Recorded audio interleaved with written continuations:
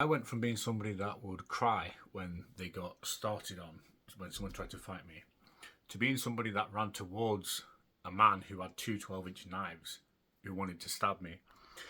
And then back around to being somebody who would go out of my way to avoid violence if I can, and would literally do anything for a lot of people, you know, if I can. I've helped out the homeless, and I share my story on here to try and help people, and I really try to go out my way to help people if I can with my advice and my stories. And what basically happened is I was a very sensitive, and I still am a very sensitive man, and I feel everything, you know. And when you're growing up on a council estate and you go to like a local school, there's no room for that, you know. You fucking get chewed up and spat out. You get the shit beaten out of you physically and mentally. And I was primed for that anyway in my home environment, as a lot of people who follow this channel know. Anyway, like, so I'm sensitive and I'm feeling everything, and I'm really struggling to deal with the world. This world's a dense place to be in. So many things happened, you know, so many boxes to open at some point. But fast forward, I went 17, and it got to the point where I was that sort of rejecting the energy of the world around me, and that bogged down with the density of it. I tried to take my life and took an overdose around at my mate's house, and then got rushed to hospital in an ambulance. Woke up the next day. My mum was stood there crying her eyes out when I woke up. I woke up in a hospital bed, and I was like, what the fuck's going on here? And then after that, I kind of turned a corner a little bit, and I'd been a bit of a twat in my early years at school, you know, and I'd done my fair share of fighting people, but I got it back 3 times as much. Got the crap beaten out of me over and over again. I got to like 17, and I was like, I needed to change something. So I created a character. A persona.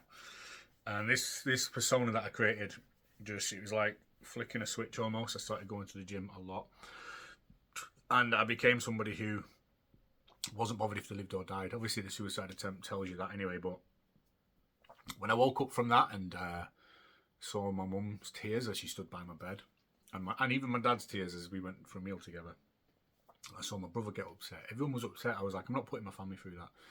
But that option's off the table. But what I can do is just not give a shit in other ways. And I'd throw myself into street fights. I'd run in. Me and my mates, and a lot of my mates was the same. We'd walk around the streets at 16, 17 years old, and we'd walk down like the pub in Morecambe, the streets in Morecambe, where there'd be pubs, and pick fights with grown men. Like grown-ass men, and we're like 17, and we're fighting men who were like 30, you know, and just a lot of the time we didn't really need to do a lot to antagonise the fight. We just, a lot of the time they'd say stuff to us, and we'd be like, we'd say it back, and then there'd be a big brawl, and we'd just go wading in. And yeah, like, I remember times when a guy's attacked me with a hammer, you know, I took the hammer out of his hand and chased him into his house. There was a guy stood in front of me with 2 knives, and I was running towards him, and my friend had to grab me and pull me back and, like, you know, stop me, because I was just going to run at him, and I don't know what would have happened. He'd have probably fucking stuck a knife in me. The knives were like 12-inch knives, and so many other things. I'm just trying to give you a perception of the person that I was at that moment in time. You can probably imagine, right?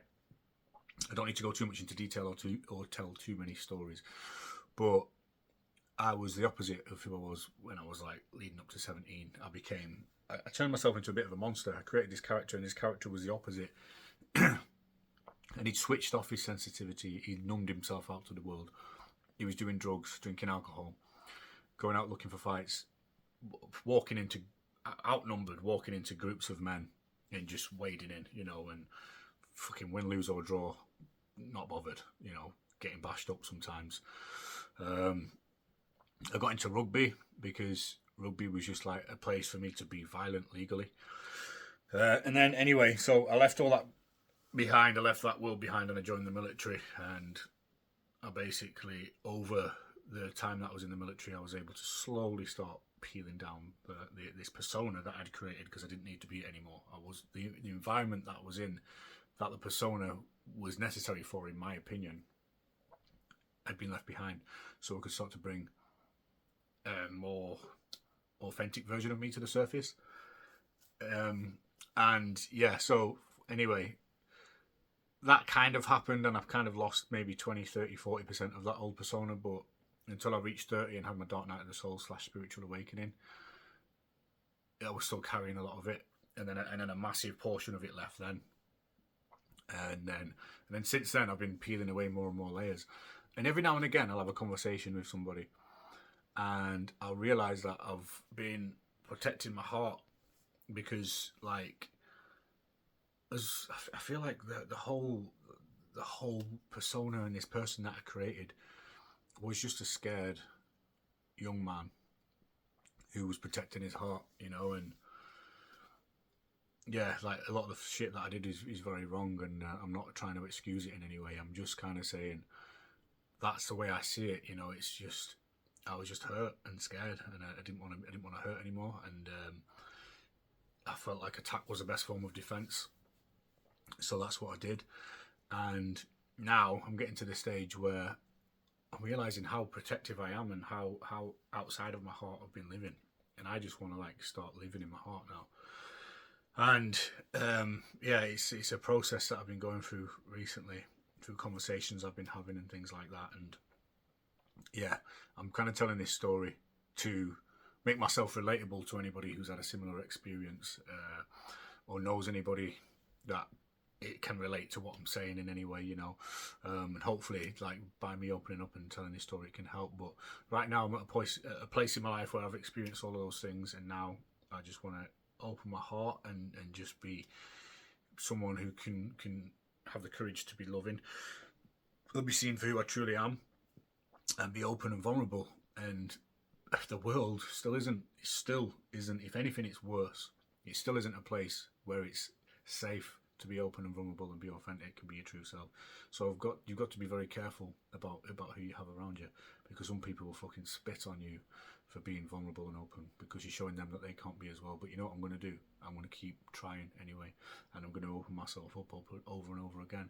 And if someone tries to take advantage or doesn't like that for whatever reason, then they're just going to go out of my life. And I'll eventually, what I will find is, and I'm starting to already, I've already got a beautiful handful of people that meet the criteria that I need, who are accepting of my true, authentic, vulnerable self. Because every now and again, you need to fucking be able to open up as a man, and the fucking world is desperate for you not to. It's desperate for you not to. You need to fucking just be careful about it, and don't let the fact that when you have opened your heart and you've been let down, you've been hurt, you've been stabbed in the back, don't ever let that make you give up. Don't ever give up. You have to keep trying. You have to. The world is desperate for us to keep trying. We can never give up trying to live in our hearts and be vulnerable and authentic and open. Don't close yourself off to this world. I know it's the easiest thing to do, but I'm talking from my own experience. I wore a fucking big old scary monstrous mask for many years, and it's an empty life, trust me. And right now, when I'm coming back into being open and vulnerable, I'm the happiest and most content that I've ever been.